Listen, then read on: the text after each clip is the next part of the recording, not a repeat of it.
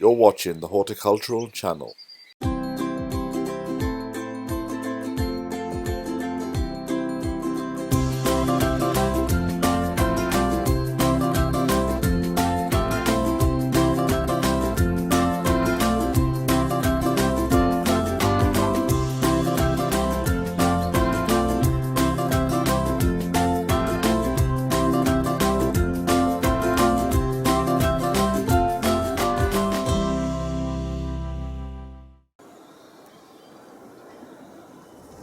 Hello, Happy New Year and welcome back to another series. Now, it's January, it's a nice blue sunny day. This is exactly how January started off last year, so who knows, maybe it's a good omen and we'll have a good year again this year. But the ground is a bit sodden. We've had rain constantly for the last 7-10 days maybe.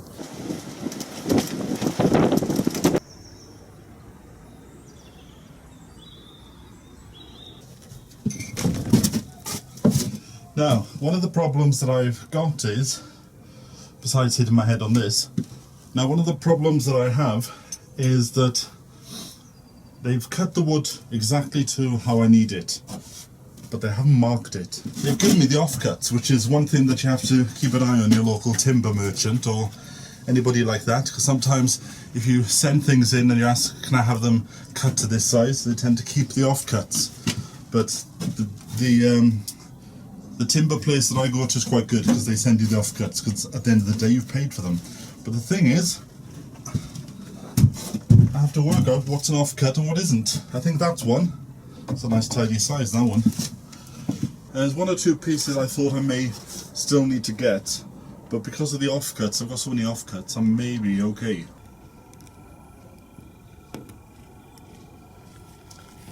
Happy New Year! Ah, look at this. Looking good so far? And it actually stands up by itself. If you move that away, it stands up. It should. Oh, well done. So I've got 6 planks of 2x2. They've come in a bundle pack. Works out a bit cheaper that way. And because the wood is too long, because I purposely bought wood that was a bit longer, I've measured where I need to cut. So I need to go outside and do a bit of sawing and just cut off this little bit there.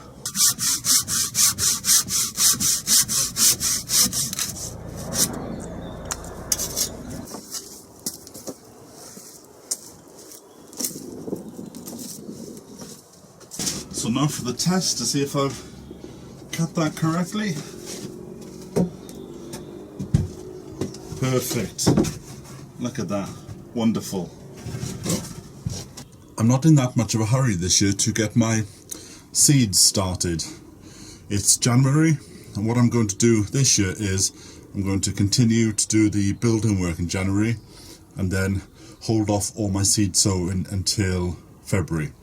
But you could, if you wanted to, leave it until March, because they'll still catch up. There's very few things that you would need to put in now, and anyway, the weather's no good, so as much as the package will say to you plant in January, you've also got to take into consideration the local weather conditions, and the ground is too wet and it's just not perfect for doing anything at the moment. So January will be building work, and then in February we'll go back in the greenhouse and start seed sowing.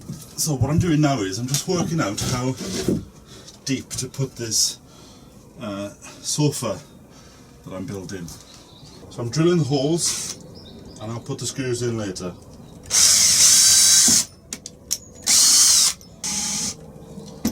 Now I'm not putting them all the way in, just putting them in loosely for the time being.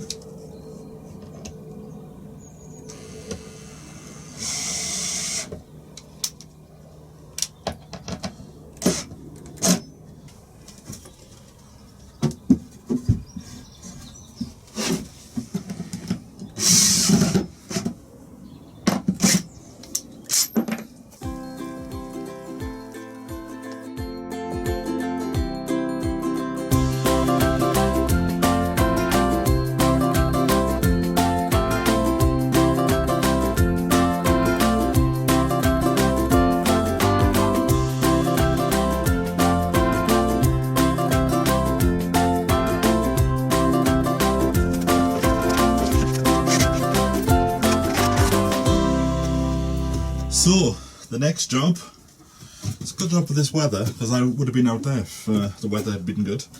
Right, I've got some boards, and these will just sit on top of these two struts, but they're too large, so I'm going to have to saw them.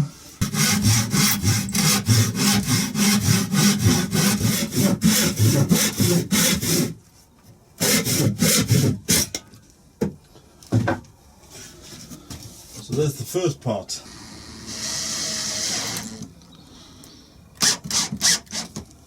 There we go.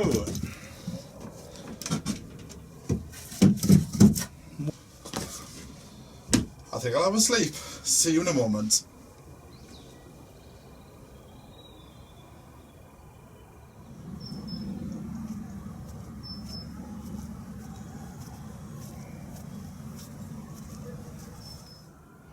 So there we have it. The shed seat and daybed is now finished. It's nice and rigid. Look at that. And then there's space underneath for storage. And the cat's bowl down there.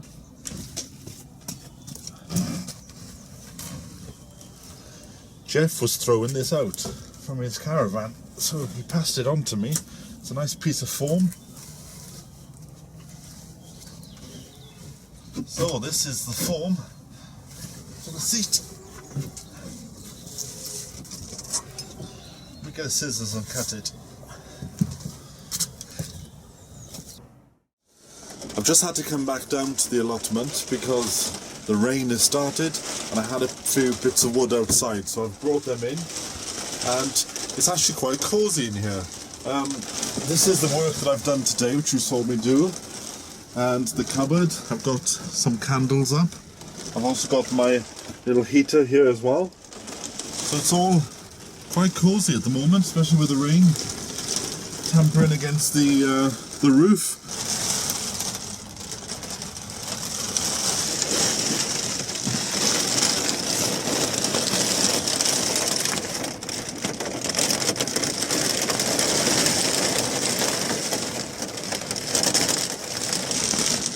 Really rather cosy in here, so I'm going to have to stay in here now until the rain passes. But I've got my heater, I've got my candles, and I've got the radio, so I can listen to some music. I'm just going to chill out in the new shed and wait for the storm to pass.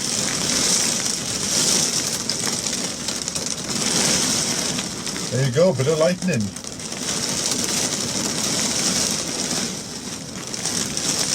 Well, it just goes to show that even in a storm, it's nice and cosy in here.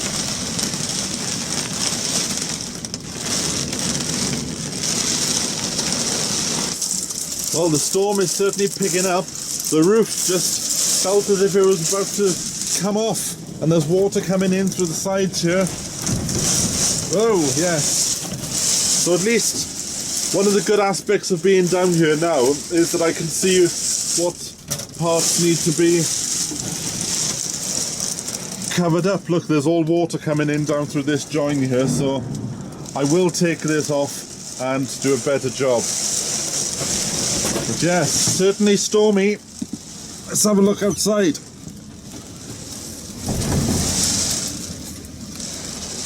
I didn't see the forecast today, so I wasn't aware of what the weather was going to be, but like I said, one positive is that I'm here and I can see where the water's coming in and I can get that sorted. So the next fine day, that's what the job is, to sort the roof out.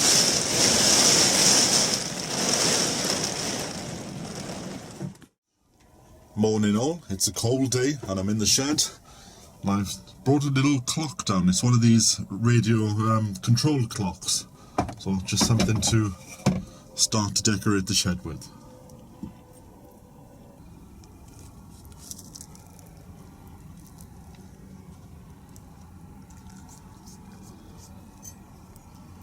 Now, I don't want to shock you, so just brace yourself, because I'm going to talk about a bit of gardening. Garlic. If you haven't put your garlic in, you still have up until the end of February to do it. And don't buy garlic from the supermarkets. far better to go to a seed merchant because these are disease free, and the ones you buy from the supermarket may actually have some diseases in. Now, I'm not going to plant these today because my ground is still a bit waterlogged, so the perfect conditions for planting garlic is if the ground is dry and not flooded like mine is. So the first thing you do with these is you've got to break it up. Just break it up with your hands, because it's the smaller cloves inside what we need. So these are the actual bulbs that we'll be planting. So there's 1, 2, 3, 4, 5. So there's 8 in this one. 10. Just about squeeze 10 out of them. Now, when you go to plant them, what I like to do is just to take all these papery skins off on the outside. Just like that. Just scrape them off with your thumb, with your nail. And you plant them that side up. Now these are where the roots will come out of. So when you plant them, don't just stick them in the ground, actually make a hole with your finger and pop them in. Because if you push them into the ground, you will actually damage the bottoms here. And this is where the roots are going to come from. So that's the last thing that you want to do. Just leave the tops showing like that. So put all the soil just up to the neck of it. But the problem with doing that is the correct way of doing it, but the birds actually think that these are worms, and they'll come along and they'll pull the bulb out until it's just sat on top. So keep an eye on them, or if you want to construct some netting or even put some fleece on top of them, and they'll be okay like that. But just keep an eye on them for about a week or two until they actually establish themselves, just to make sure that the birds don't decide to have a feed.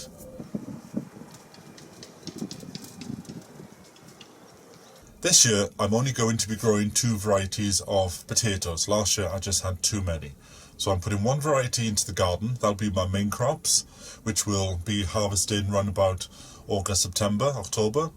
And I'll be doing another variety in bags. That'll be my first earlies, which I'll be cropping in about 12 weeks. Now, I've only just ordered them, so they're still in the post. But one of the first things you have to do, well, you don't have to do them, but it does give the potato a bit of a head start, is something that we call chitting. Now, this is just an egg box.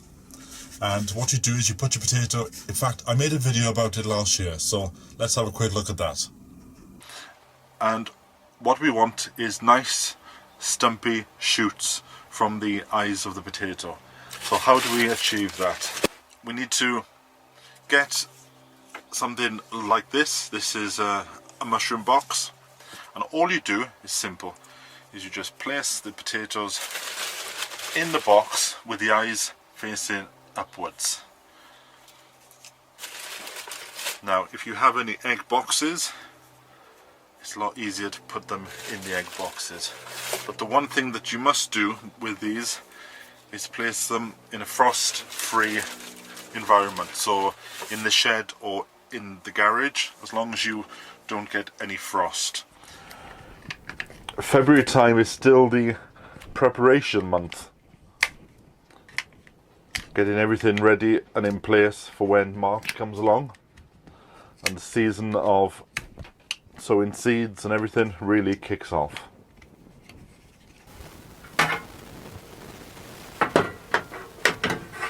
There we go. And there we have it. A shelf for your pots come springtime. That's a great addition to the greenhouse, or 2 shelves. Now this one, you might think is a bit too close to the roof, but a tip that somebody gave me a few years ago was from Mr. Ken Nutt. He was a fuchsia grower, loved his fuchsias, and in the winter he would put one of the shelves closer to the roof because that is the warmest point in the greenhouse, and it aided germination and cuttings of his fuchsias. Now, sadly, Ken died a few years ago, but in the months leading up to his death, I did get the opportunity to interview him about his fuchsias. Well, what I'm going to do in actual fact is take out some of the growing tips, because what I'm going to be doing now is making them so they will be bushy.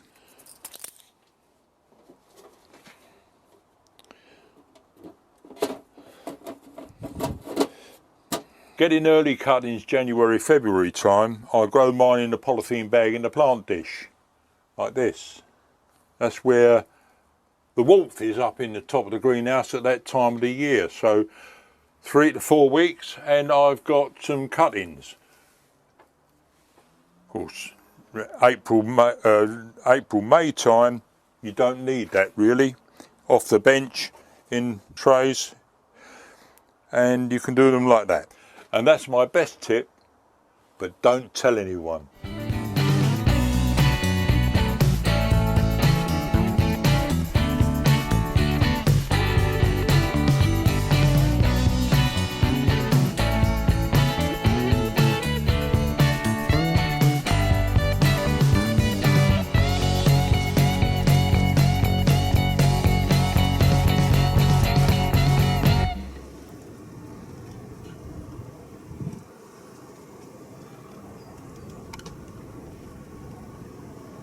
Because I haven't got a lot of space in the greenhouse, this year I'm going to grow tomatoes outdoors in hanging baskets. So if you haven't got a garden, you can put a hanging basket outside your front door or your back door or even outside the window, and you can grow your own tomatoes. And this is a variety called Rosetto, and this is what I'm going to sow now. So first of all, fill a pot with some compost. I like to do them in these trays here. And one of the things in gardening is all about quality. Now, I like to have a good quality compost. It costs a little bit more money, but if you use cheap things, then you're not going to get a very good product out at the end. And this isn't expensive, this bag of soil. It's just a few pounds, and you'll be using it for quite a few months down the line as well.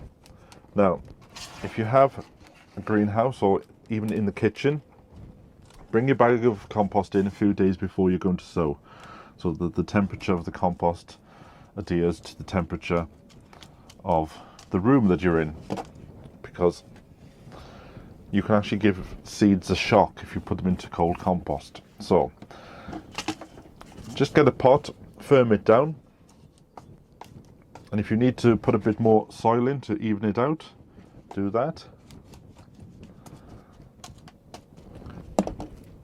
And now the seed. I like to open my seed over where I'm going to sow, so if any do fall out of the packet, at least they'll fall onto the soil. Now I can get 9 out of this compartment, so just put your finger in. Don't go down too deep, just go down to, say, the knuckle. You don't have to be too tidy about it. And then get the seed. Now this is the seed of the tomato. There. Those little brown things. You will always read in gardening, they'll say put 2 seeds per station. Well, seeds actually cost a bit of money these days. So I only put 1 seed per station. And if it doesn't grow, I'll then put another one in. But at least I'm not wasting it.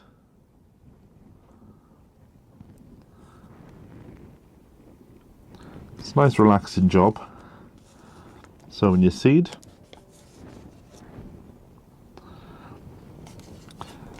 And if you've got a greenhouse, I would put them in the greenhouse. If you haven't, I'd put them onto the kitchen windowsill, because they do need a bit of heat at this time of year. And if you can't put them to have a bit of heat, then leave them until March, when the outdoor temperature will rise a bit, and then just fill the holes in Now this compost is already damp, but if it wasn't, I'd give it a bit of spray with some water. And the one thing you must not forget to do, which I always tend to, is pop a label in, because I guarantee you the things you don't put the labels in are the things that turn out to be the best croppers, and at the end of the year you'll be kicking yourself thinking, what the hell was that tomato called? So put these on the windowsill. Something else you can buy this month, but we won't plant them till the warmer days in March, are shallots. I've got red and white, and just go through them when you buy them. Just tip them all out and just go through them just to check that they're all okay, and so that air can circulate around them, because if you leave them in their bags, the likelihood is they'll start to create mold and go off by the time you need them.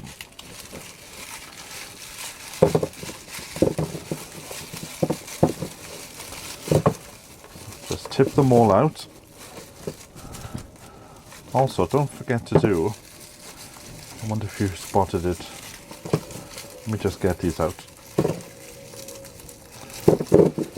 Red and white look the same at this point.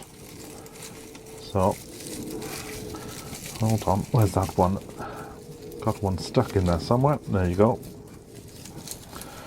Now, they look the same. Don't forget, keep them apart.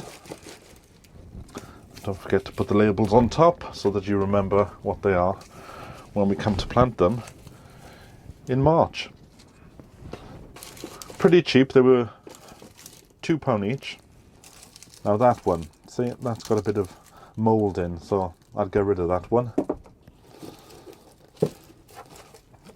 Everything else seems okay. Now if you have two like that, you can actually split them. You have two more plants. That's a nice fat one there. What about the red ones? Red ones look fine to me. Well, with all the work that I've done in the greenhouse today, it actually starts to feel that the gardening year has kicked off.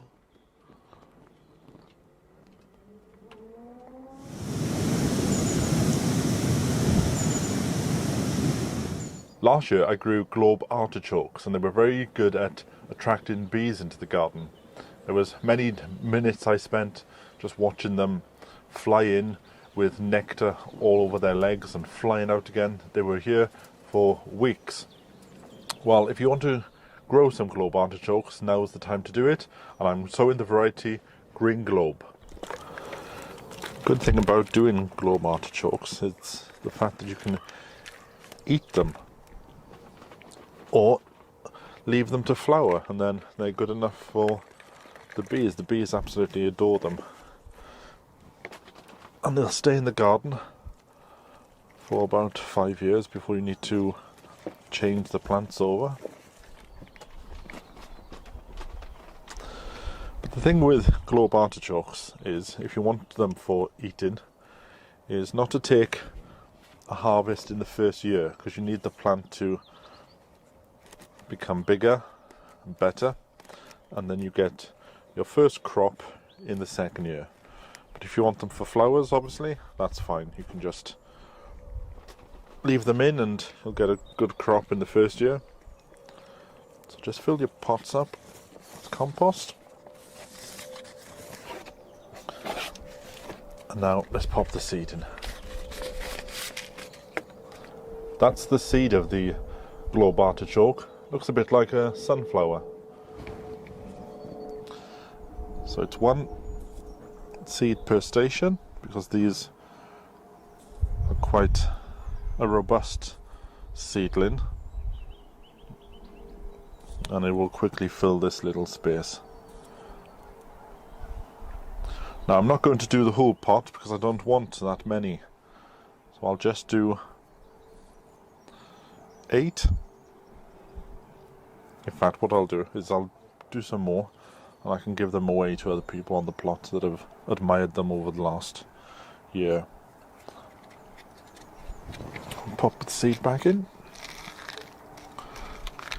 And if you have too much seed of something, then why not give it away to somebody else? And maybe they'll have some seeds that you want. Then just cover them with soil. It's a nice day for doing this. Nice and sunny, birds are singing. And you can sow your globe artichokes in February or March. And I'll keep these in the greenhouse, and then when the threat of frost has passed, I'll then put them outside. Then just give them a brief watering. Nothing too much at this time of year. You don't want them to drown. And there we go. I'll pop them in the greenhouse.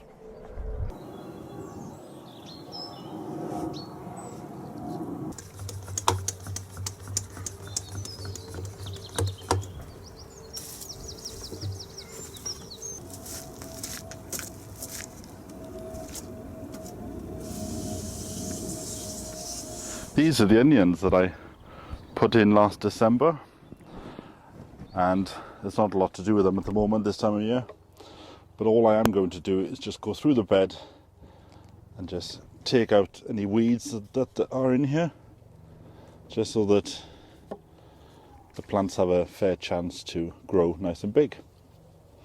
I'll then put the pieces of glass back on top because it's still getting frosty. The glass will stay on until I'm sure that the last frost is finished, which won't be until May.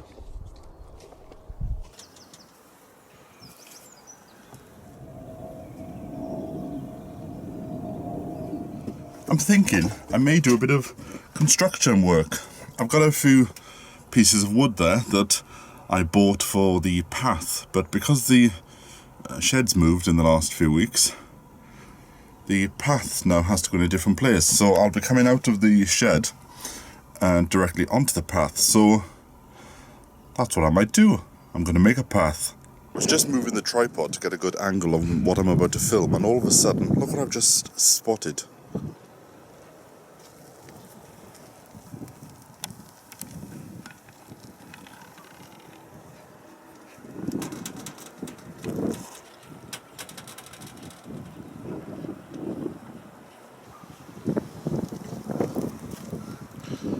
What I'll do is, I'll just put him by the side of the pond.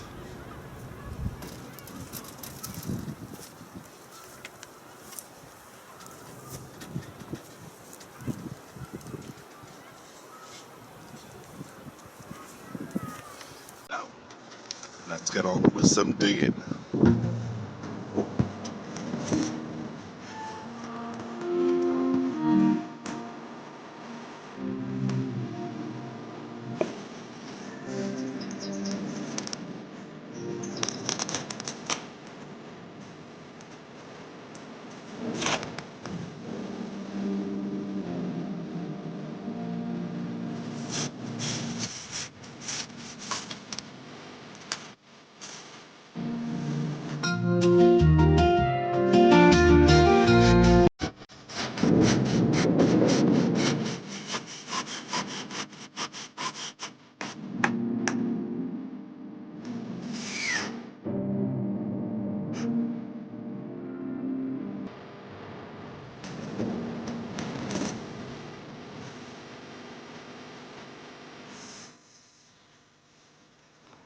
Too hot for tea, cold still water. Now, one of the problems that I've got in the shed is the sofa come daybed is full with potatoes, chitin and seeds and plants and bulbs and everything that needs to go into the garden. So I can't actually lay down and enjoy the space that I created. So what I think I may do now is to tidy up the other half of the shed, and if I can find enough pieces of wood, I may even make a little table so I can put all this over there and I can have a lay down, because today is the perfect day for laying down and just enjoying the weather.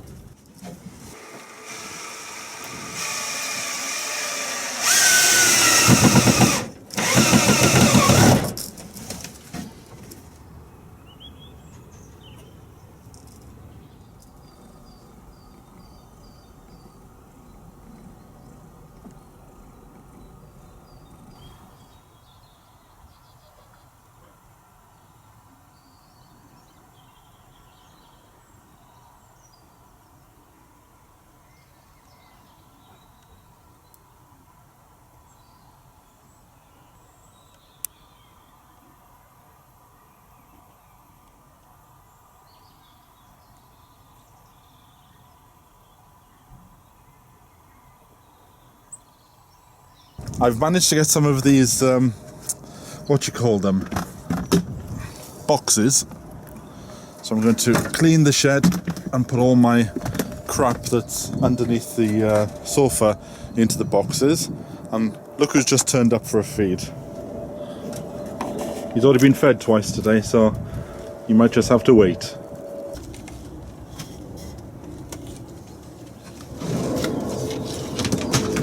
Just about fit, you know.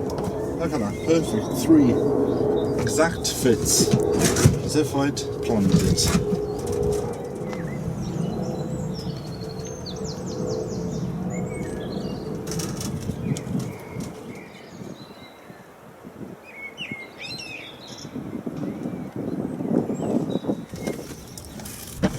It's gone really cold all of a sudden.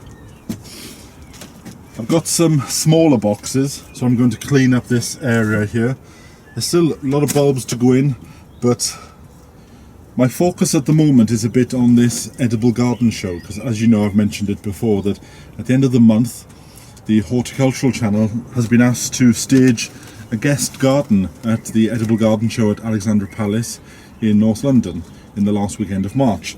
So I'm going to be redesigning the allotment there at Alexandra Palace, so that's taken up a bit of my time at the moment, but there's plenty to be getting on with, and there's no big rush to get everything done in March. You can still take your time and do things the end of March, beginning of April, so don't be thinking I have to put all my seeds in or anything like that, because there's still plenty of time. Alright, let's crack on and clean up.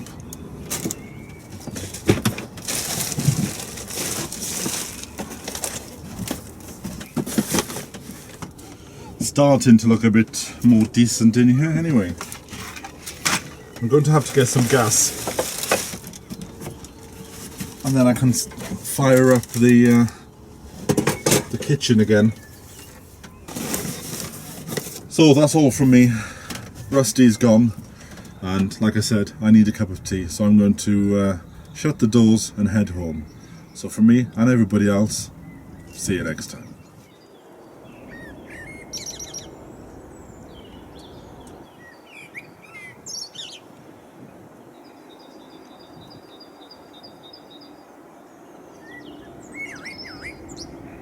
It's only 8 o'clock in the night, but it's already dark.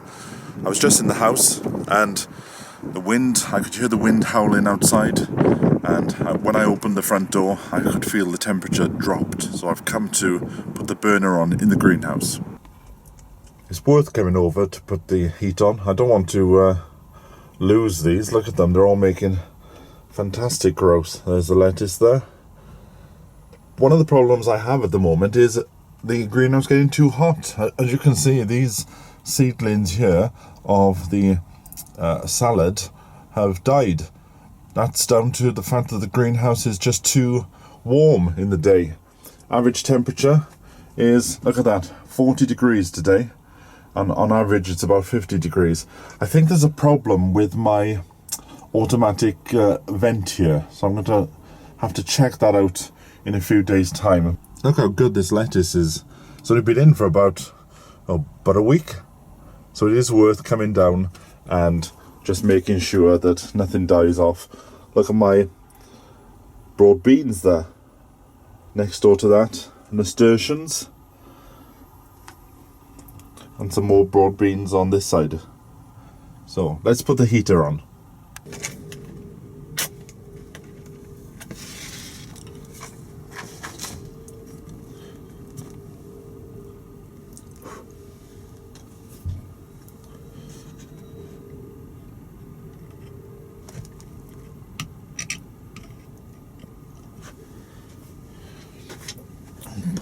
back on. Don't want it up too high, because then it'll create black smoke, and that's not what we want. If you look in the corner here, there's a bell.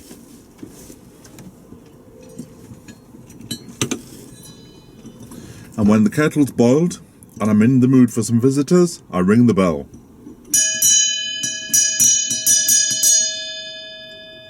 And those who want a cup of tea can come over.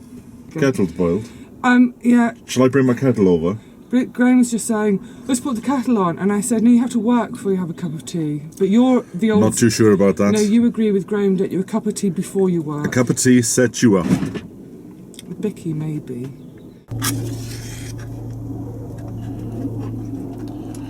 This may not be safe, but we'll see in the morning. So I'm just going to pull it away from the window. Yeah, it's sort of feeling cold. Everything else has got the insulation on except that window. Now let's put that there. And then we'll put the other pot on top.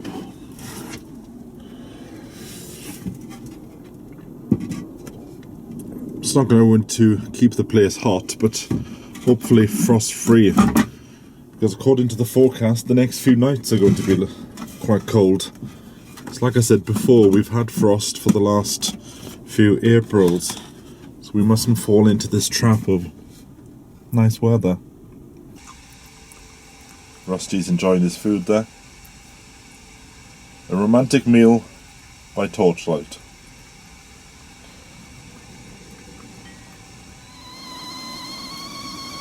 There we go, kettle's boiled.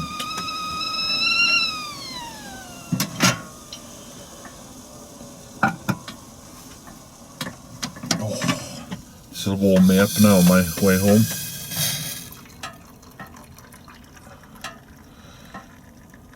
Graham's come down to give me a hand, so we're going to pop down to the plot now and dismantle everything and pack the car up, and then pop to the garden centre to pick up some plants, and then it's off to the show. Hello, Rusty. Here we are, Graham. Oh, looks a bit different without the fence, doesn't it? Yeah, it does, yeah. Where's the gate?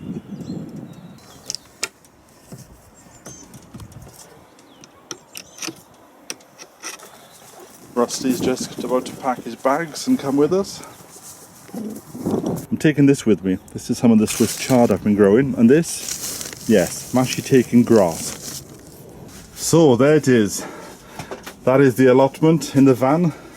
All the plants are ready. The fence, and there's Graham just through the fence somewhere. So let's hit the road. Yep, absolutely. Just going to put that on top. And we're off. And we're off. We're about an hour away from the actual venue.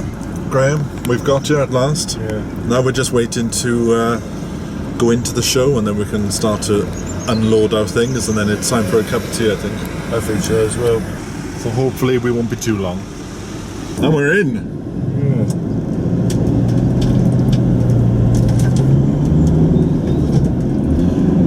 She hasn't told us where to go. No, we didn't. Well, it looks like we're driving in, folks. Yeah. But, we might be able to go straight onto it. I'll go.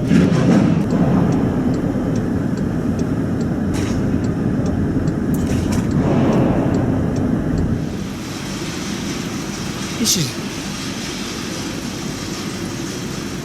I hope we're going to enjoy ourselves, yeah?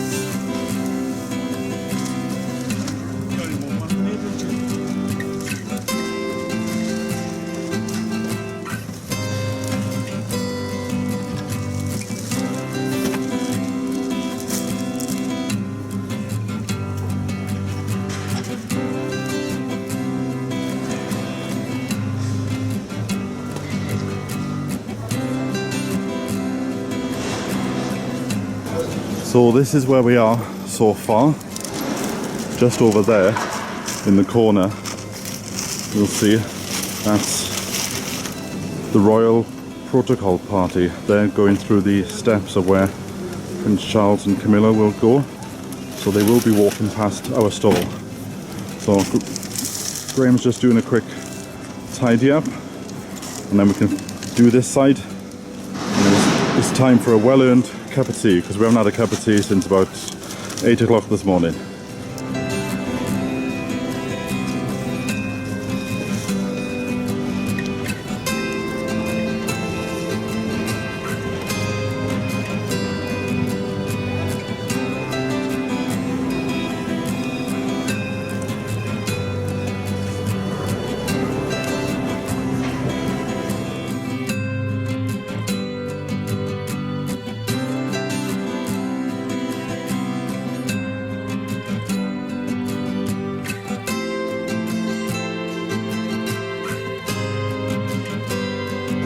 So there we have it. That is the completed Sean's allotment garden. I think it looks like the allotment. So it's even got weeds as well, which every good allotment must have. So this is Graham off to make a cup of tea in the shed.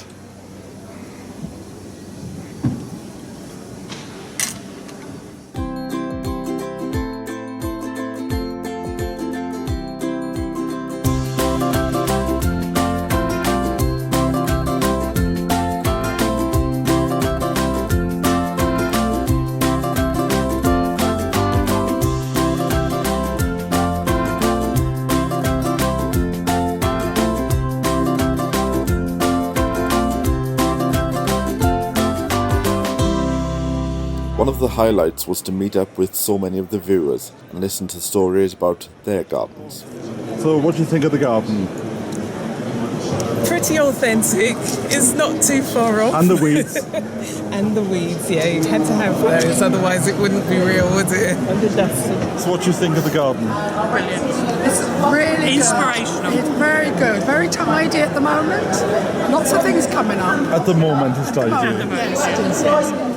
I think the garden's fantastic, and I recognise it from the YouTube channel. It looks exactly like I imagined it would look like. Okay. Where have you come from and what do you think of the garden? I've come from southwest France, and I think the garden's amazing. It's really pretty. How does it feel to be in it? It feels like a taste of things to come. I think the garden is really nice. I'm impressed by your raised beds, your trugs, and I'm particularly impressed by the wild nettles down there. Very good indeed. I think it's lovely. It's a bit neater than your garden, because what I love about your show is you're always tidying up, and then 2 shows later you have to tidy up again. Yeah, you're always tidying. But no, I love it. Yeah, I love your show as well. It's been great. I think it's absolutely brilliant. You know, it looks like yours.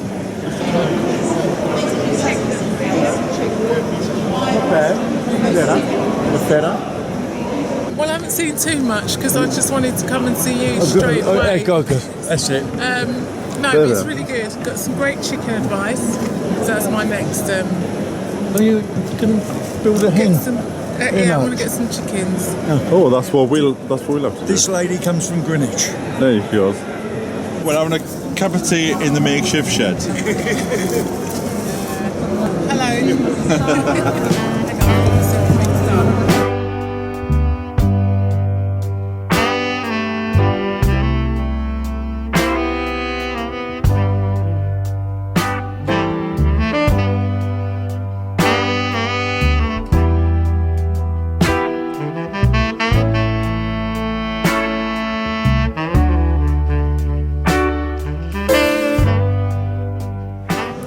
Well, it's the end of the show and Graham's turned up to help pack everything up, and here it is.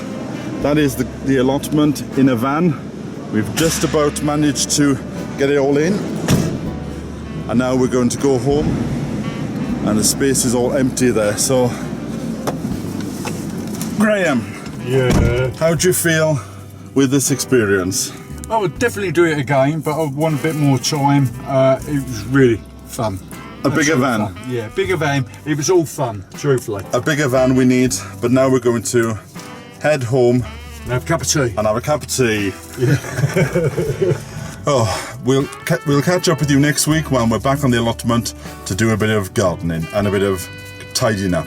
See you then.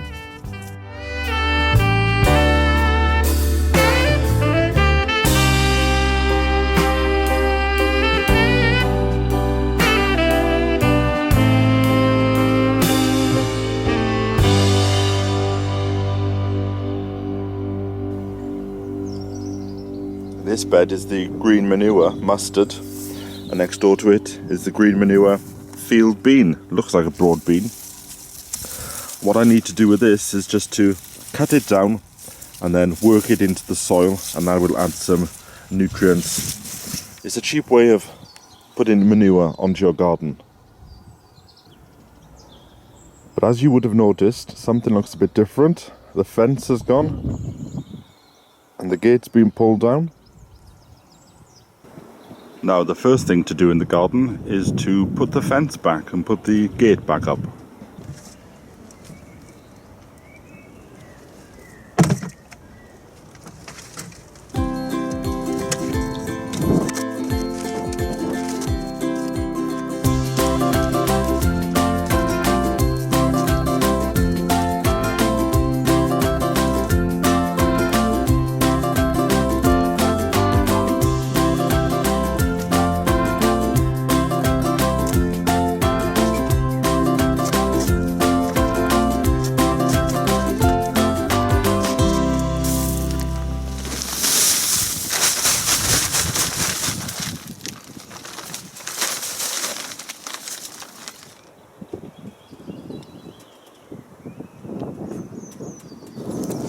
It's very windy today. I've decided to do some cleaning. That area there, I'm going to clean that up so it makes it easier for me to get to my new carrot bed.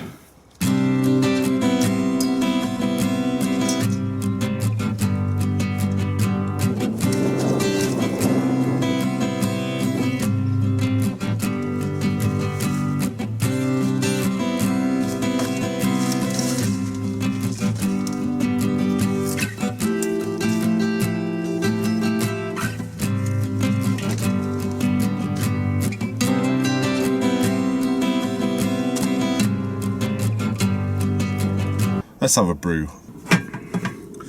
What a difference a brew makes. Just a simple cup of tea. Now, taking some inspiration from my own garden at the Edible Garden Show, I've done a bit of cleaning up. I've also done a bit of fixing of this greenhouse here. If you remember that the top came off in the wind, so I've fixed that. Next door to that is a box. You saw me build it earlier. And in this box will go sand. And in the sand will go my carrots. And this bit of downpipe here, that will be for coring out the growing spaces for the carrots. I first saw this plan for growing carrots when I lived in South Wales, because I used to live next door to Ivor Mace and Dennis Fletcher, and they were show people. And the two of them in their time, they've both been in the Guinness World Book of Records for growing the biggest onions, carrots, you name it, they've grown it. So that's where I'm taking my inspiration for that little bit of a carrot bed. Let's have a look in the greenhouse. All the seedlings in the greenhouse are doing rather well at the moment. There's the leeks in the back, and I'll be transplanting some of these into their bigger pots or into the open ground next week.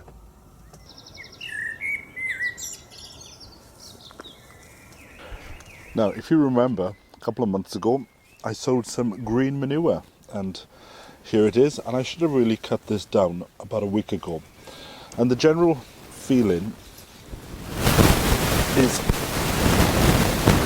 of these roots, you will see there are little nodes. Well, they are nitrogen nodes. And what you do is you just go through just before they come into flower. Like I said, I'm doing this about a week or two late, mainly because I was busy with doing the show garden. But now is a good time, so just cut them back like that, and all you do is you just lay them on top, and once I've done the whole bed, I'll go through it again, and I'll fork this into the actual soil. This is a cheap way of adding goodness to the soil. You do exactly the same thing if you just want to put manure in. Just put the manure on top and dig that in.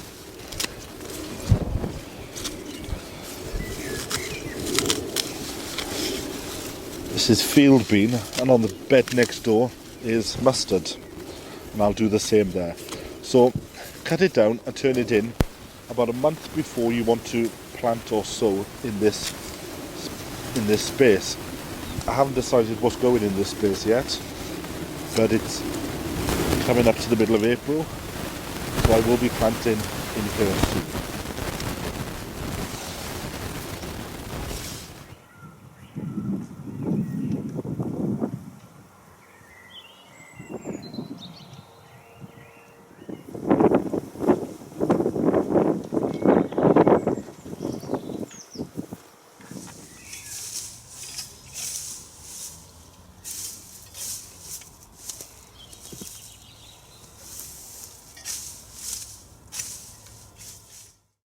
Got a bit of a sniffle today.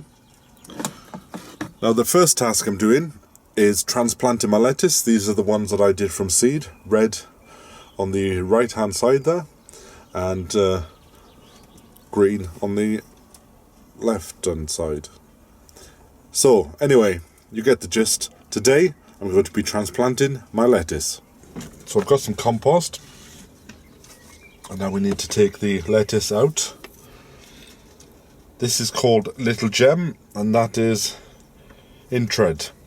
So I think I'll do the Little Gem first. Now I've got a scissors, and what you do is just put it underneath the seedling and just lift it up and try and take as much of that seedling root ball as possible. Now I could have done these a bit earlier when they were a bit smaller, but time was against me, so I'm doing them now.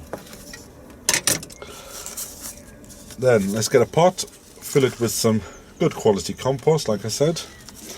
And if you take another pot and just use that to press it down. I'm still going to keep these in the greenhouse or on the windowsill or on the cold frame, because it's still a bit too cold to put them out. And then just put your finger in, make a little hole, and then pop the seedling in. Give it a tap, press it in, make sure it's in. Not too tight, but just enough. And I'm going to put some more compost around the side. Now, after you've done this, sometimes the seedling will just fall over. That's perfectly fine. It'll sort itself out in a few days.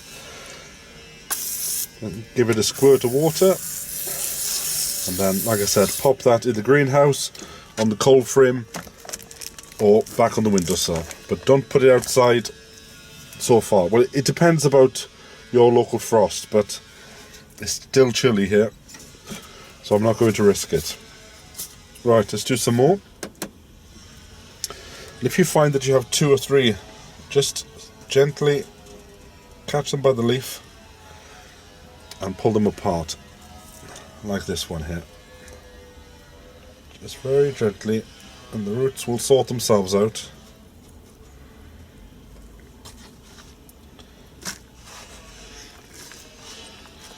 This will be the last time that I'll transplant them. From here, I'll put them straight into the ground when the weather is better. And I'll do the same with the red ones as well.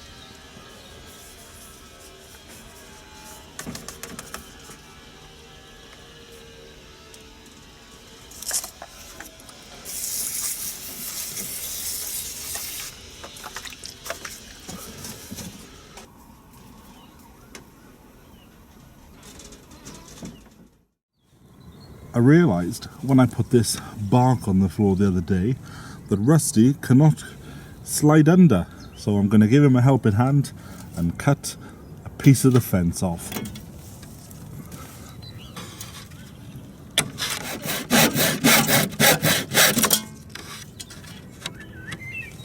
There you go. I'm sure Rusty will be pleased with that.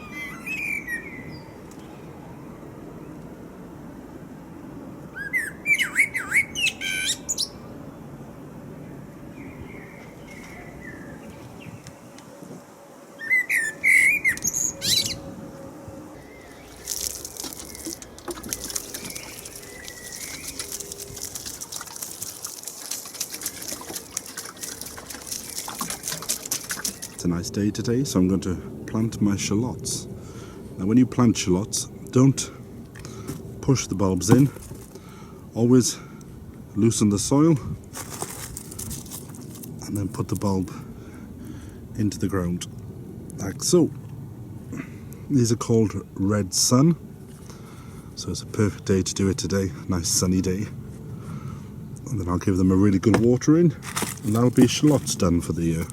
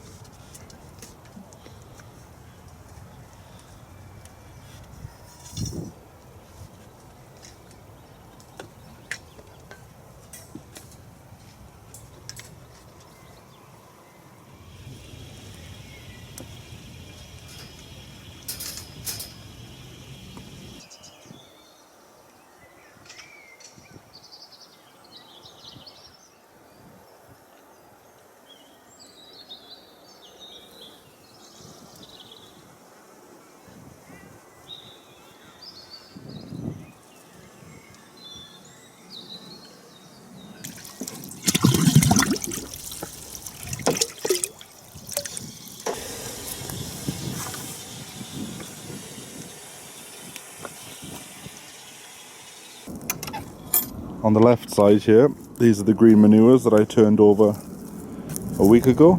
My onions are doing great guns in there. Really putting on some weight now. There's a few little bits of grass which I don't want there, so just take them out. Try and take as much root as possible.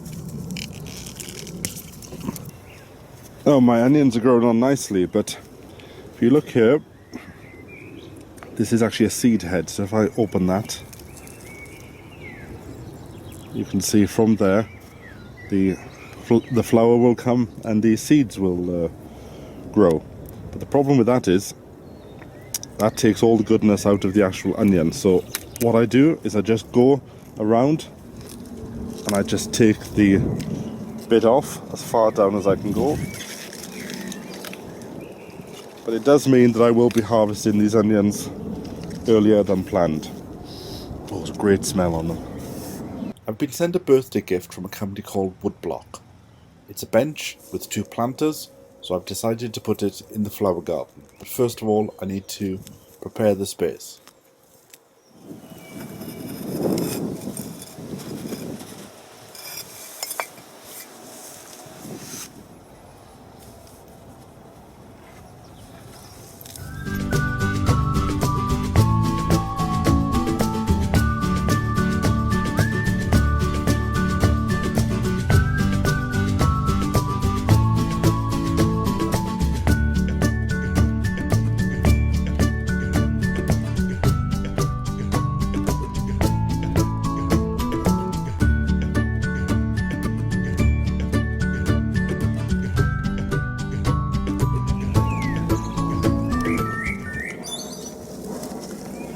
If you remember, I had a pot of violas. I've put them in this section here, and then across over here is where I've put some of the original flowers that were in this section, the grasses and the alliums.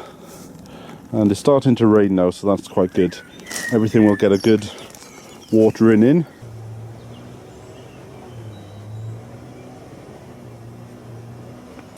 These sweet peas turned up in the post this morning. Nice sturdy plug plants.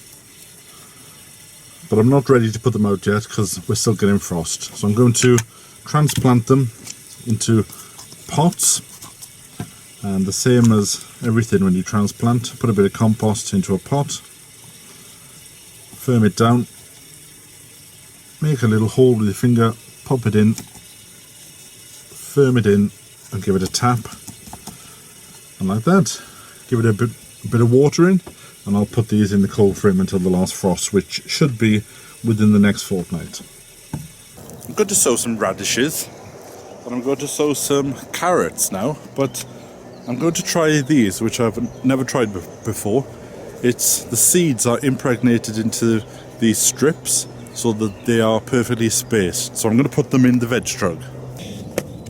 If you've tried these yourself, then let me know how you did with them in the comments below. Now the first thing I'm doing is I'm sowing carrots, and this is a variety called Sweet Candle, which is doing the rounds at the moment. It's a popular one, and I'm going to sow this in the center of my veg truck because that's where the biggest depth is. So just do a furrow with your hand, and you take a strip, you just measure it, cut it off, and then just lay it down in the furrow like so, and cover with soil, and we'll see how we go with them in a few weeks. Then on the side I'm going to put some radish, and because they don't need as much depth, I'll put them on the side of the veg truck. On each side I'll put them, but for the time being, because I don't want all the radish to come at the same time, I'll do a successional sowing. So I'll do one side today and the other side in a fortnight. Put them back in the packet before it gets mixed up with the carrot. And again, you just pop them in like that and cover with soil. Give everything a good watering at the end.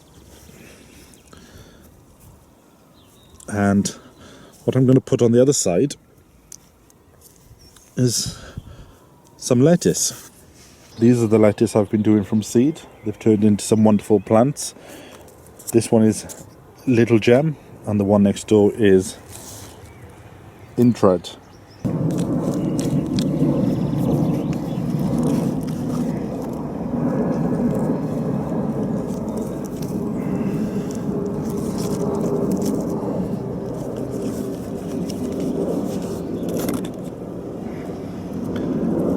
And because these may be affected by slugs and snails, I'm going to have to put some protection out, and I've got some organic slug pellets.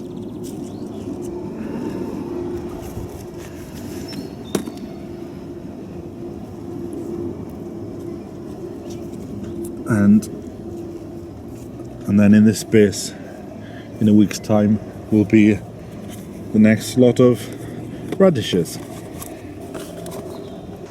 Now, because the cats like to use this as a local litter tray sometimes, I'm going to have to put some protection over the top of it. Now, the shallots that I planted a few weeks ago, they've now established themselves, so it's safe enough now to pull this protection down, and I will use that protection over on this bed, and I'll construct something that will make the cats stay off it and the birds stay away from it.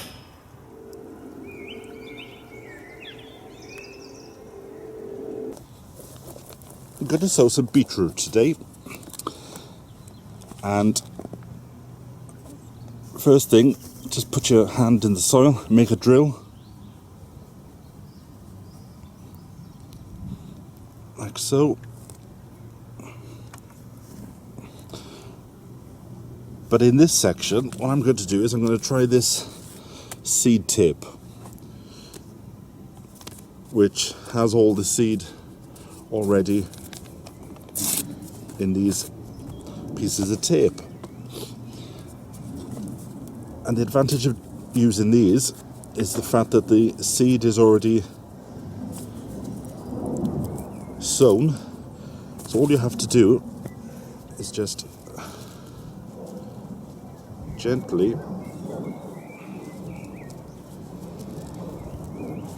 untangle it, and then you just sow it into the ground like that.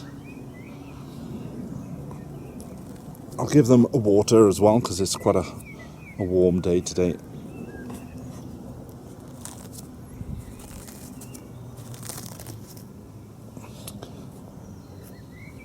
And you just cover it with soil, trying to keep it straight, like that,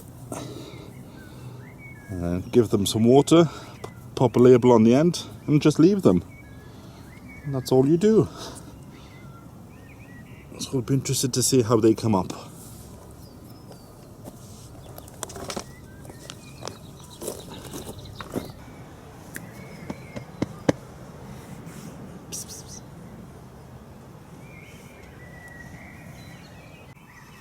Now, one thing I'm going to do now is to pot on my tomato tumbler. This is a hanging basket from last year, but it didn't have any drainage in it. So I'm just going to go through and cut a few little slits in the plastic, just to make sure that the water drains out. Right, let's fill that with some good multi-purpose compost.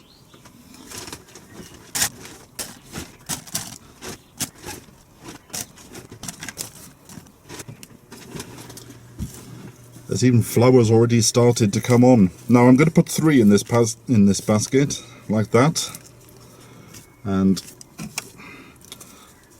just turn it upside down, give it a squeeze on the bottom, and I'm holding it by the bottom. Try not to hold the stem, because obviously that's where all the goodness is going to come from. Now I will add more compost in, just going to get them into position. This may seem a bit too many for one basket, but I've done this in the past and it's worked fine. So let's just fill that with compost. If you've got some slow release fertilizer, now is the time to add it, and some of the water retaining crystals. But this basket, like I said, is very good for holding moisture, and this compost is a peat-based compost, so that's quite good as well. Right, let me concentrate on what I'm doing here a second. Just fill it around. If you've got some lobelia, you can put that to grow out to the sides if you want to, but I'm going to keep this all tomatoes, so nothing else competes. If there is a threat of frost, I will come down and I will put it into the greenhouse. But we're getting quite close to the end now of the frost alerts, so right, give that some water and let's hang it outside. All my seedlings are coming along quite nice at the moment. So all these will be going out over the coming weeks when my health gets back to normal. And in the greenhouse, the peas are growing now, where they're at the stage to grow out, along with the runner beans. But like I said, I'll do that when I've got a bit more energy. I also need to clean the greenhouse out. So I take all this out and then set everything up ready for the tomatoes.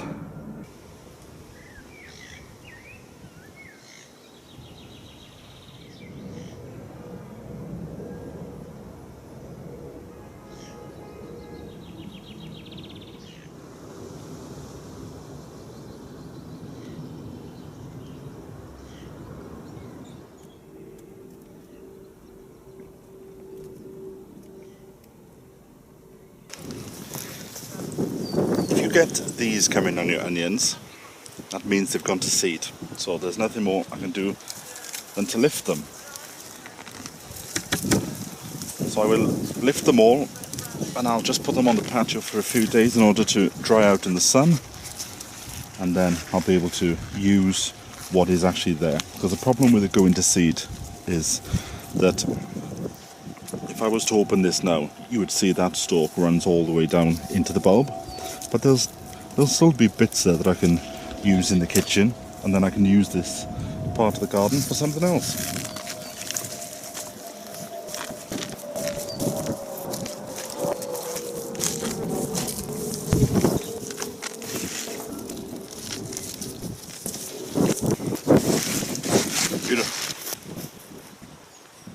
So this is my crop of onions. Not as good this year as it was last year, must be honest. And when I say about the onions going to seed, you can also tell when you cut the tops off. If you look down, if there's a hollow piece like that, that means that the seed stem is going to go all the way down into the bulb. So let me just open that. This is a product that I picked up. It's a scissors plus a knife. So right, let me open this up and I'll show you what's inside.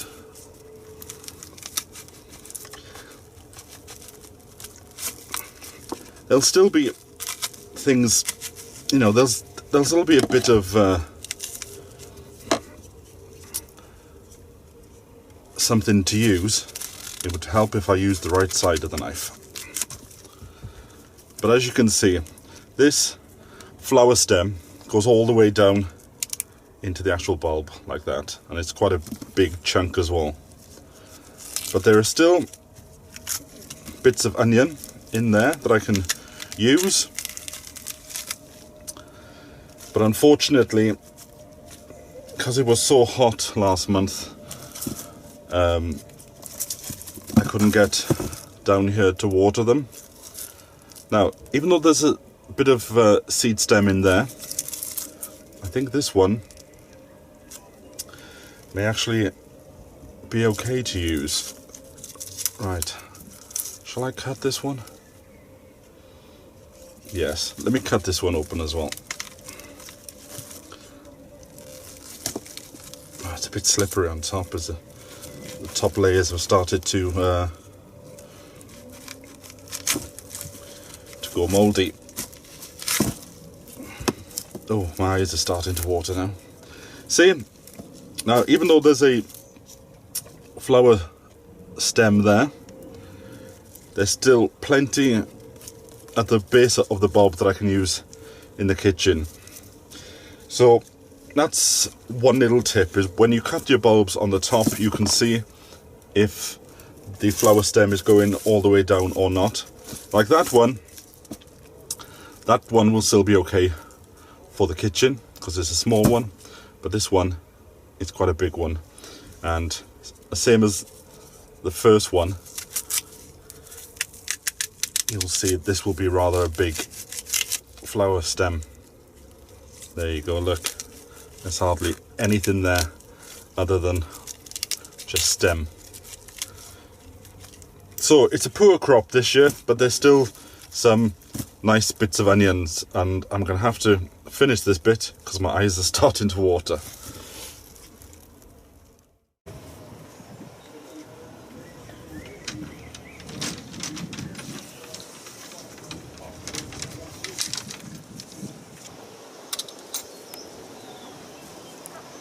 It's time to plant the runner beans, but first of all I'm just going to put a few handfuls of rock dust onto the soil, and I'll work it in as I go on.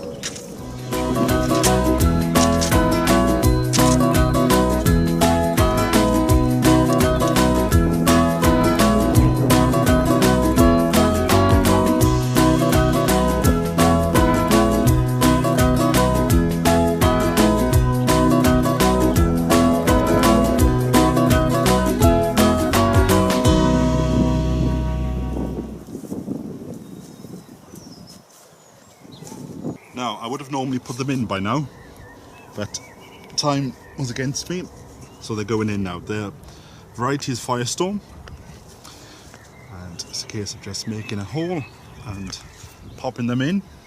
What I am going to do, I'm going to try this year, I'm going to put some of this pea and bean feed into every hole. Never tried it before. If you have, let me know in the comments.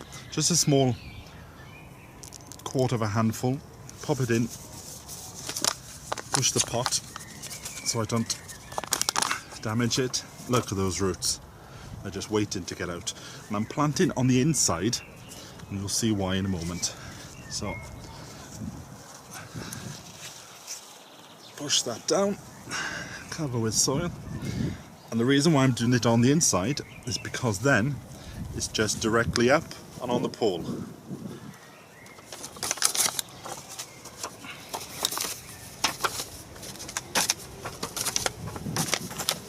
Because I don't have enough plants for these food here, I'm just going to pop 2 seeds in per station.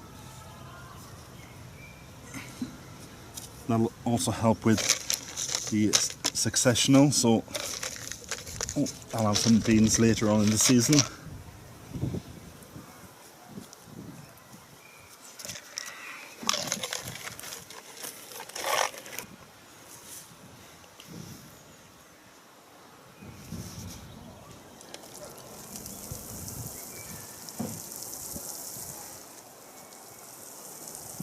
Now, this mint I've had for a few years, and I actually want to get a bit more of it, so I'm going to pot it on, and I've just got one of these plastic pots. They look a bit awful, but they do the job and they're cheap. So I'm going to put some new soil in. And then there's a viola in there as well, that can stay. There's also a bit of grass in that, so let me see if I can just tease that out.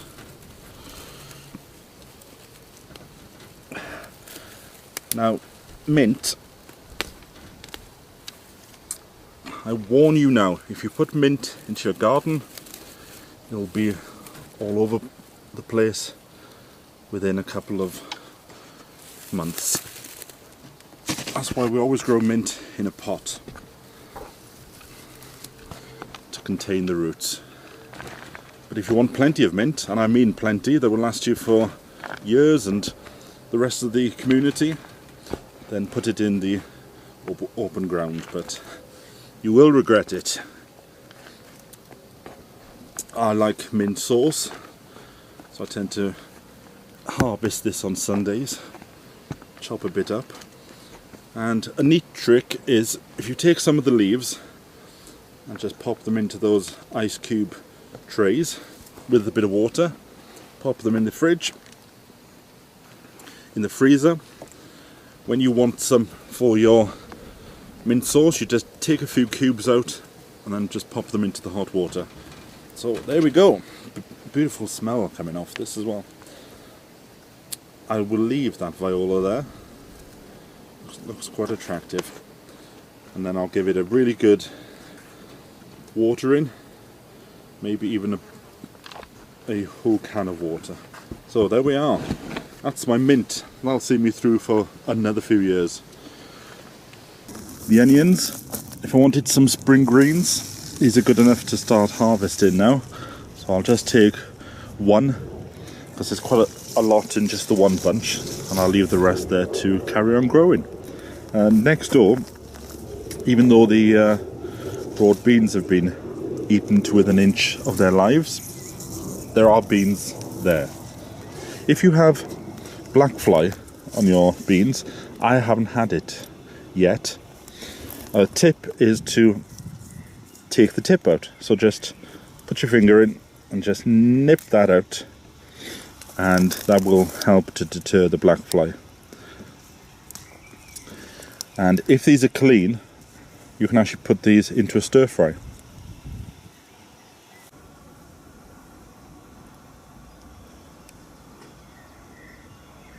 If you remember, about 6 weeks ago I think it was, I sowed some radish, and I sowed them using the seed that came in a tape, so that it's already impregnated with the seed at the desired intervals. I think I got them from King's. So I'm going to harvest some of them now, and they've made quite a nice size. Look at that one there. In the background you can just about see the carrots that I am growing as well. That's on a seed tape. So let me have a look. Look at this, I've got radishes coming out all over the place. Now, one of the drawbacks that I've realised with doing these seed tapes is a lot of the produce comes at the same time. So what I would do next time is I would actually cut the tape down into sections and just plant small sections of it. Look at them. Shoals of radish, if that's a term. It's nice to have a nice bit of breeze, which is what we're getting at the moment.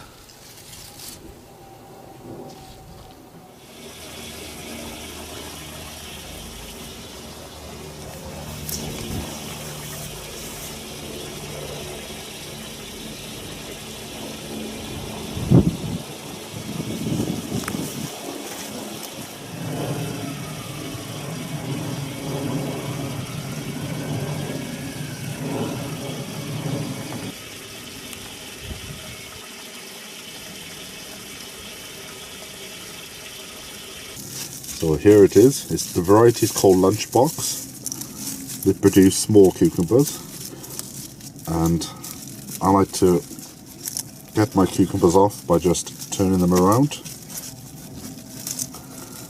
and then after a while they'll just come away, and there you go.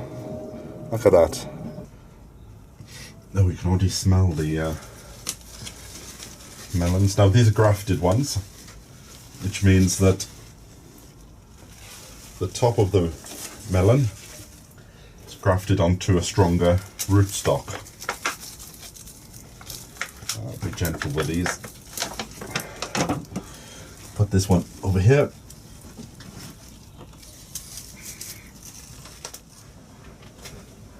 Now, because this is the first watering, I'll give them a little bit of water from the top, just to settle all the soil.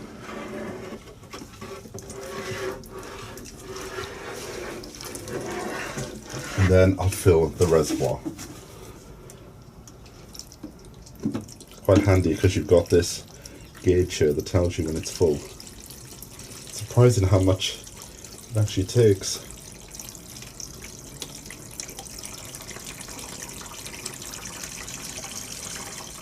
There we go. That's full up. I think it's time to pack up. Now, in front of the run of beans here, I'm going to sow some swede. I quite like swede, and because the ground is a bit dry, I'm just going to go over it with a little hand rake to break it up.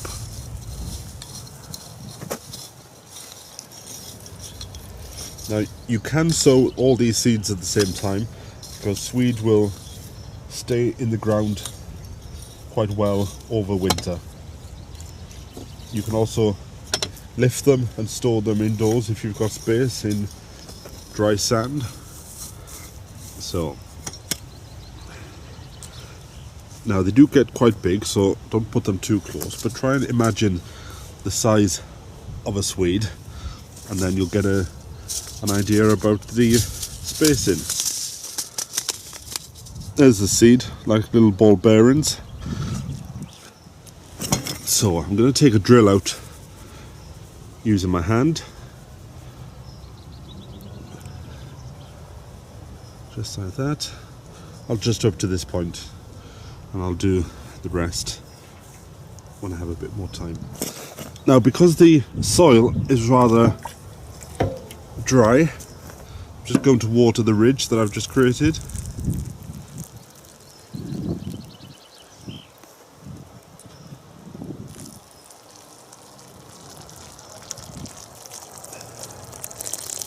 This will help the seeds get off to a flying start. then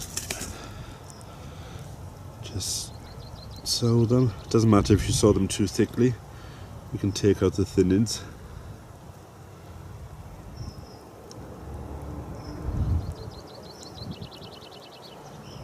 And then all you do is you cover with soil,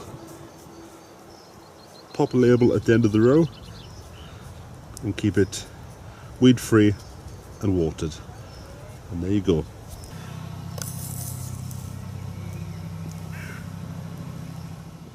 I'm going to harvest the last of my radish, as they're getting quite big now, and I can use this space for putting something else in. What's the size of that one? These are going in my juicer, so it doesn't really matter what the size is. So there, we've got some extra growing space again. Now my broad beans look a bit straggly, but it's time to harvest them. Called Karamazoo, I think it is. And look at that, nice pink pods in there. Look at that, beautiful. And you open this one as well. I'm actually not going to harvest a lot of these because I want them to go to seed, so I can have more for next year. Yeah, nice salmon pink pods. Attractive looking things, aren't they? But the key is in the flavour, so all in at once.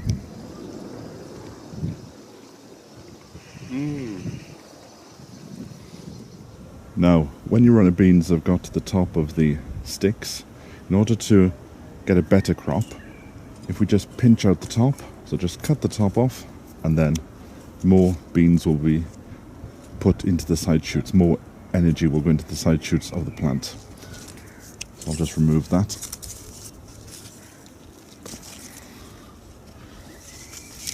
There we go.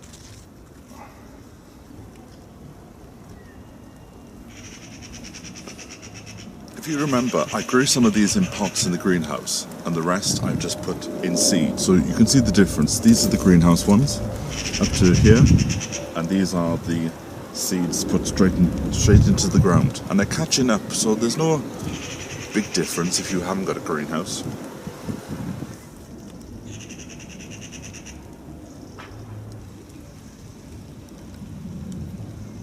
There's been a lot of growth in the greenhouse recently on the melon. Son loves melon, and there's certainly a lot going on. I'm going to have to go through this and hand pollinate just to be sure of a good crop, but I'll do that on another day. The broad beans have come to an end now. These are the red ones, which when you put these into a pot of water and boil them, they actually turn yellow. They're a bit big now, but I'm going to get rid of this.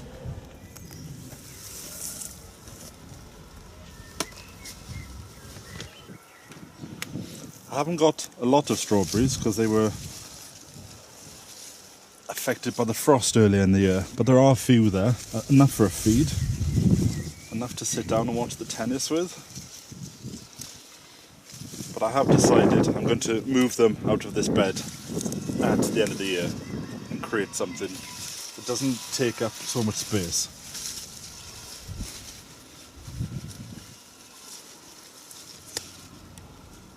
There you go, that's a nice handful for breakfast tomorrow. The first of the tomatoes are ready for picking, and to pick tomatoes, you'll see there's a small node on the base of where the tomato is joined to the stem. If you just put your finger on that and pull, it'll come off easy. So let me just show you that again. If you look at the top, you'll see that's where the join is, that's where the flower started. And then you just grab the tomato, and if you just put your finger on there and bend it back, it'll come off nice and easy.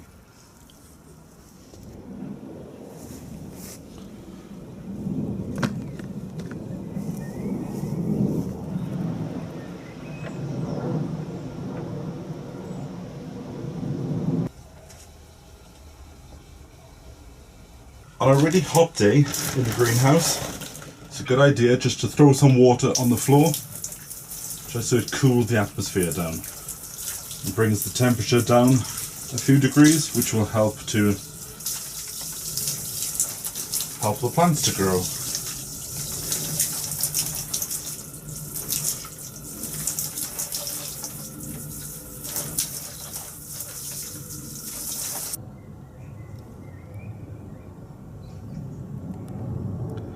There's Rusty there, trying to keep cool in the shade. He's already had some food and some water, but it's a job to be cool, isn't it, Rusty? Those who have been following these videos for quite a few years will remember about 2 years ago I planted this tree. It's called Prince William, also known as Juneberry, because it produces edible berries. They're like purple windberries, as we call them in Wales, or blueberries. They look like them, but they don't taste like them. So there's quite a few on this bush. This will actually grow to about 6 foot tall in its time, so I'm keeping a check on it, make sure it doesn't go too tall. There's a handful there, and the taste, well, they taste as if they actually do you some good. They taste like one of these super fruits, and there's a bit of an almond taste to it, and they taste very nice, especially in the morning. So I'm going to have them in a smoothie, I think. This is the Red Love apple, and it's going to be a bumper crop this year. This is a nice eating apple. It's very juicy, and when you slice it open, the redness goes all the way to the core, and when you cook it, the redness stays there as well.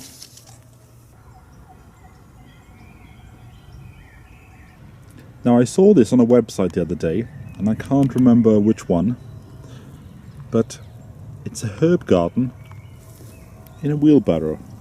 I had a spare wheelbarrow with some holes in the bottom, so I filled it up with some soil and put in some herbs. And when they get too big, I'll just put them into the open garden. But for the time being, that's my portable herb garden. And if I want to move it, I could just lift it up and have herb garden will travel. And look at the size on that. I'm going to use this in juicing, and just with a firm hand pull it up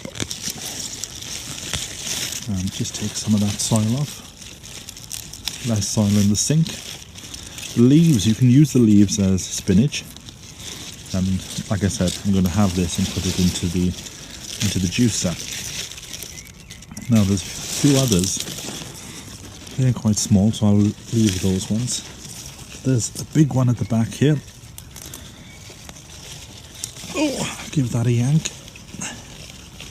And 2 is enough for me. So there you go. First of the beetroots. Wonderful globes.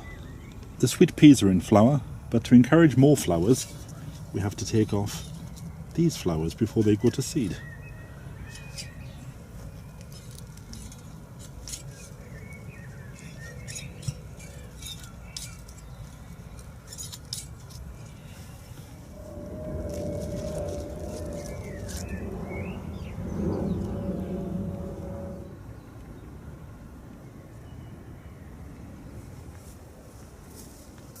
With runner beans, it actually helps them if you pick them on a regular basis, because once you stop picking, they start producing seed because they think that the plant has done its job. So I'll pick these later and take them home.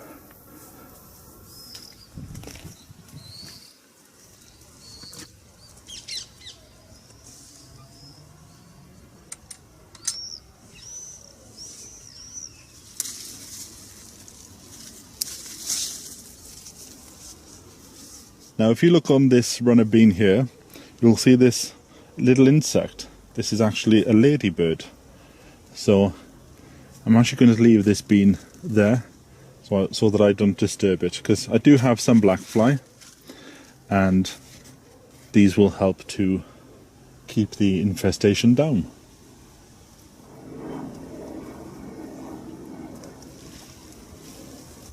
Now, I've always grown my onions from sets, but this year I thought I'd try it from seed, and look at the size on that. A really nice size. This is a variety called Onion Kappa, and I'll definitely be growing this again next year. Look at that, beautiful size. Now, my beetroots are getting a bit big, but it's fine because I use them for the juicer mostly. But don't forget, you can use these tops as spinach if you want to. Now, I'm going to lift this one. It's a rather large one, and that'll go perfect in my juicer tomorrow morning. Look at that. Full grown is the best grown. If you've been following my Instagram, and if you're not, then I'll put the link on the screen for you, you'll see that I planted this wheelbarrow. There you go, wheelbarrow, with some herbs only about 2 weeks ago, and they've put some tremendous growth on. Now, they're not going to stay in here forever, they're just here as a temporary measure until I get their spot in the garden ready. But the growth there is wonderful, and it's made a nice little addition to the kitchen garden. Quick update on the swede. Planted this, what was it, 3 weeks ago, and they're putting on fantastic growth. Just don't know what's happened on the allotment in the last 48 hours. Everything's just appeared to double in size.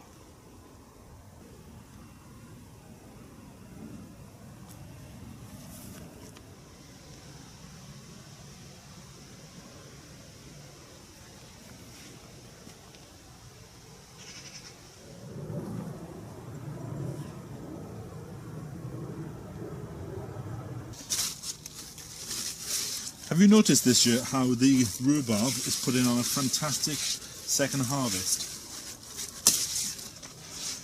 Look at those stems. But don't forget, the leaves are poisonous, so just cut them off like that. And what I like to do is to put them into a dark black bag and leave them there for a few months, and then you get some nice good compost at the end of it. Now, I tend to make a nice drink from rhubarb. I'll put the link to it in the description below.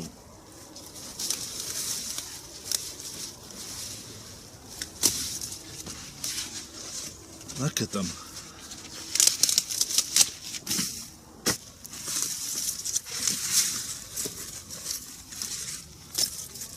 Beautiful.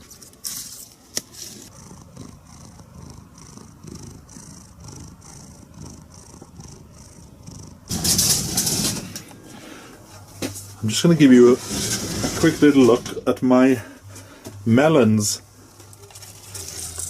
Look at the size on that. So I've actually got 3, and these small ones here, these aren't going to come to anything, so I'm pulling them off so that all the goodness goes into these big ones. And I've got one up here as well. Beautiful size on them. And then there's another one, which I found out by accident, just hiding behind there. So those are the 3. I have looked, maybe there's another one hiding somewhere else, but I haven't seen any more. I think this is the biggest one so far. And if the good weather stays, then we'll be eating melons. I don't actually think these are finished yet. There's a bit more weight to put on top of them. This is the temperature for this week. So the hottest it's been this week is 42.8. Just reset that. I'm feeling a bit hungry, so I think I'll have a plum for my breakfast.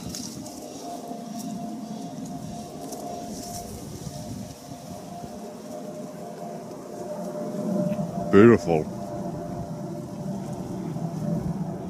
The fruit this year has been wonderful, and there's going to be plenty of produce for jams.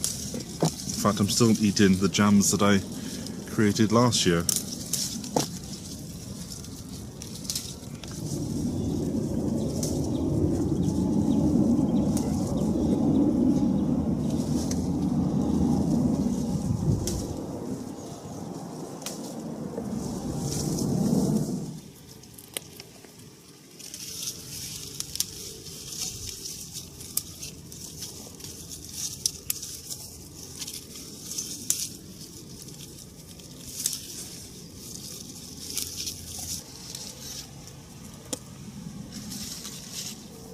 So there we have it. That's just from this morning. There's plenty more there. I think Vivi's coming over later to get some herself. So I'm going to take these home and put some into a juice and freeze the rest, and probably make some jams and jellies out of them. I recently found this cabinet, so I'm putting it in the corner here, mainly because that's the only space that I can find.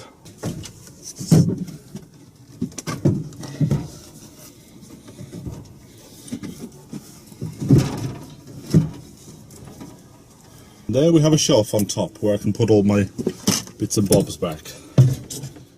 Now I've just gone into the greenhouse just to check that everything's okay, and I've discovered that something's fallen off. Yes, the melon's fallen off from the stalk, so I'm going to eat it. Nice and juicy inside as well. I can already smell it. Right, here we go, the grand opening. Look at that. Now that's impressive. Ooh. We'll definitely be growing these again next year. Wonderful. Oh, look at that. That's a decent enough size. So what I'm going to do is, because I can tell that they're quite small by the amount of leaf on top, so what I'm going to do is I'm just going to use this opportunity to thin the carrots out and then allow the smaller ones just to grow a bit bigger.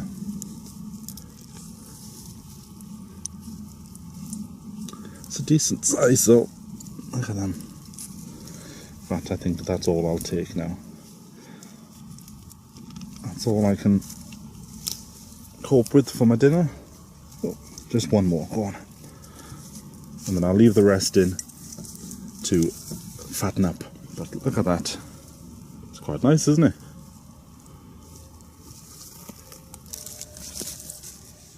This is the hanging basket that I had the tomato tumbler in. And as you can see, the harvest is finished.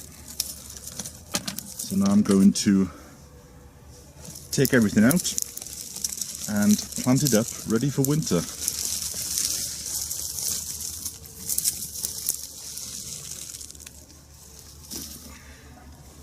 Some fresh soil in the bottom. And I'm not going to put anything into the center, because what will happen is this whole basket will become a riot of pink flowers. So there won't be any space in the centre, I don't think. In fact, I don't think there's enough space to put 6 plants in here. This is quite a small basket. The onset of autumn seems to be coming very early this year. How about your gardens? Tell me in the comments below if autumn has appeared to arrive early. So there we are. Right, let's hang this up.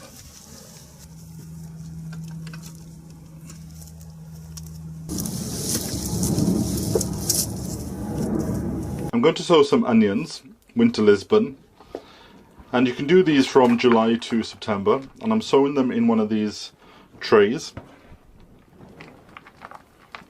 and I'll keep these outdoors because it's a bit too hot to have them in the greenhouse during these months. So fill it with some multi-purpose compost or seed sowing compost. You can sow these directly outside. Sow them about 1 centimetre deep with 25 centimetres between the rows. But I'm going to do them inside, and then when they get big enough I'm going to transplant them. So just sprinkle thinly. You don't want to do too many in the one sitting. I like to cover my seed with vermiculite to give a bit of extra light to the seedlings. I tend to go by the rule of cover with soil if the plant is going in the shade. If it's going in the full sun, put some vermiculite on top. And then give it a watering, but only water with water from the tap, because if you water seedlings with water from the water butt, then there's probably going to be bacteria in there, and you want your seedlings to have the best start in life possible. Don't forget to pop a label on, and then come back in a few months when I'll be harvesting them.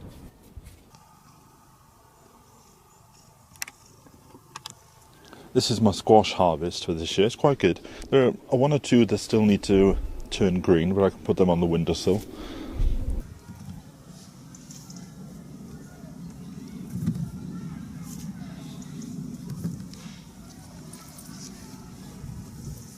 So there, the entire weight of the 2014 harvest is from 10 plants, £19 and 76. So £19.76, which is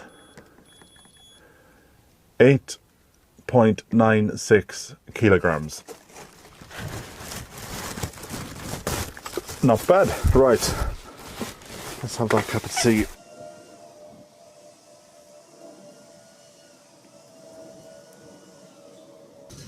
Because the skin, the coating of a sweet pea is actually quite hard, there are two ways to aid it into germination. The first one is to get a really sharp knife and just to nick the side of the pea. But the problem is they're so small, what happens is they end up shooting all over the place. So the other way is to put them into pots, cover them with water and leave them for 24 hours so that they swell up, and during that swelling it slightly breaks the coating of the sweet pea. And then it's just one seed per pot. Then put a little bit more soil on top, and that's it. Either keep these in the greenhouse, on the windowsill, or in the cold frame. Now, one way of getting free compost is, if you look at this time of year, November, December, local councils are collecting the leaves. And in this council here, they put them into blue bags, put them at the end of the street, and they leave them there for collection the next day. But if you can be quick, you can grab the bags and take them to your plot. And all you do is just pierce a few holes in and put them in a secluded part of the allotment or in the garden where you can forget about them, and then leave it for 12 months. Don't do anything to it. And then 12 months on, this bag I put here was last year, and this is what you end up with. Leaf mold compost, and look at that, beautiful, for putting around your beds as a mulch, or just to improve the soil. I'm going to put this onto my raised beds just to raise the level up and to add some more goodness. Look at it, free compost. You might find bits of plastic or boxes, but you can sift them out. So keep an eye out the next time the leaves are falling and grab yourself some free compost. One of the other advantages of putting your broad beans in at this time of year is that by the time they get tall enough and the black fly is busy attacking everything in the garden, your stem has actually hardened up over the winter, and it's a lot more difficult for the black fly to penetrate, so your crop doesn't get attacked as much. They'll still get attacked, but it won't be as bad as if you've put them in during the spring.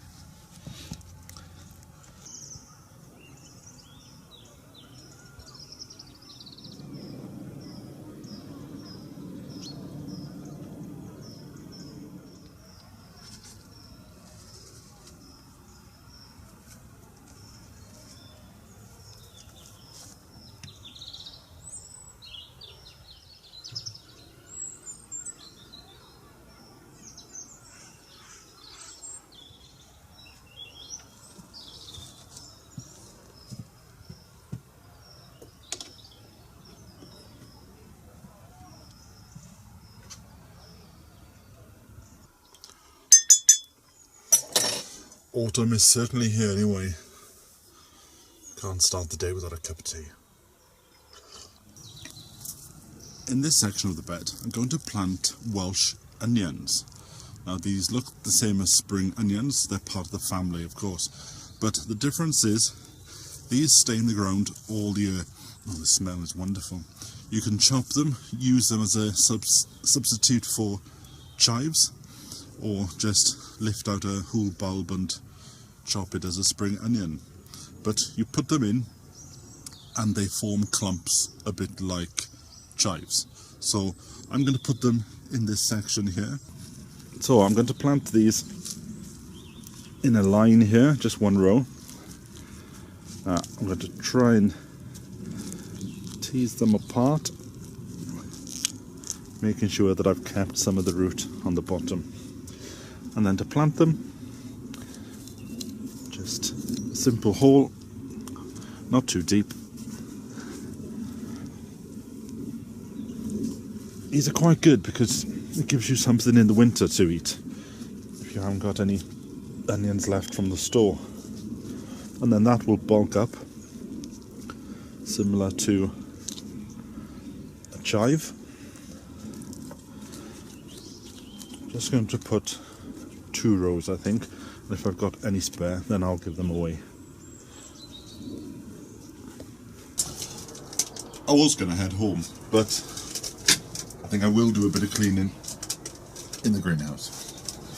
This is a reminder, some bird seed, fat balls for the birds. I might put a few of these out before I leave. One thing that you shouldn't feed birds, especially when it's the time of year when the small chicks are around, never feed them bread and water because you can actually kill them. Same with hedgehogs as well.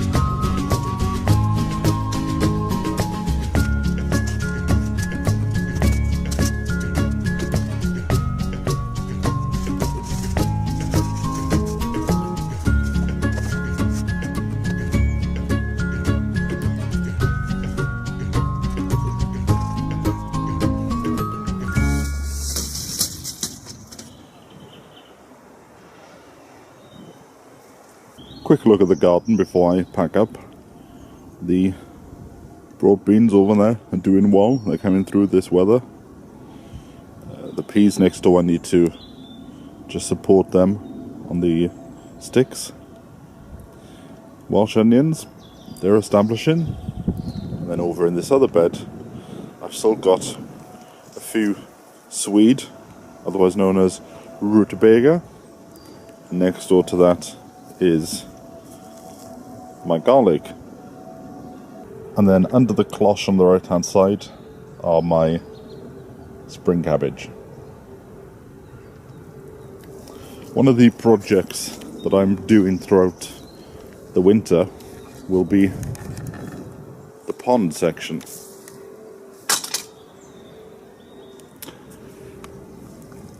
I put my herb garden in. You remember I did that the other week over there. And I put some of the herbs into pots like mint because they do like to spread. And the pond I'm actually going to fill in and move the pond. I was thinking about turning this into a fruit garden. But I was talking to Vivi and come to the conclusion that herbs and flowers might be better. So all this section here will be herbs and flowers by spring next year.